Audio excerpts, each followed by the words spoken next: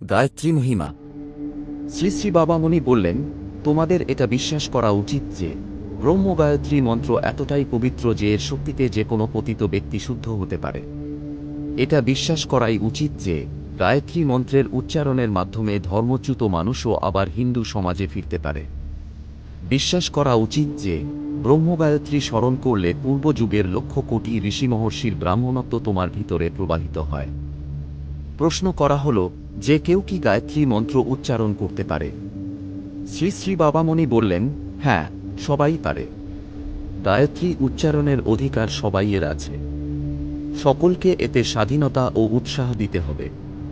স্ত্রী, শূদ্র, ডোম, পতিত, ব্রাহ্মণ কেউই এই পবিত্র মন্ত্র থেকে বঞ্চিত থাকবে না।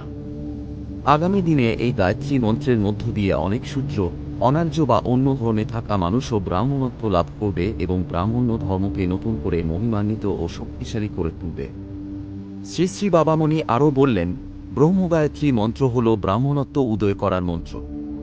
এই মন্ত্র জপ বা উচ্চারণ করার সময় মনে প্রাণে বিশ্বাস করবে, তুমি পুরুষ হও বা নারী, নিচু বা উচ্চ বংশে জন্মালেও গায়ত্রী স্মরণের সঙ্গে সঙ্গেই তুমি ব্রাহ্মণত্ব লাভ করছ।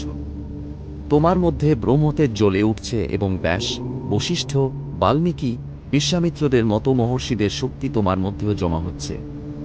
মনেই ভাববে, আমি ব্রাহ্মণ হচ্ছি, এবং সেই সঙ্গে তোমার দেহ, মন, প্রাণ পূর্ণ হচ্ছে ব্রাহ্মণের উপযুক্ত গুণ, যেমন ত্যাগ, লোভহীনতা, নির্লিপ্ততা ইত্যাদিতে।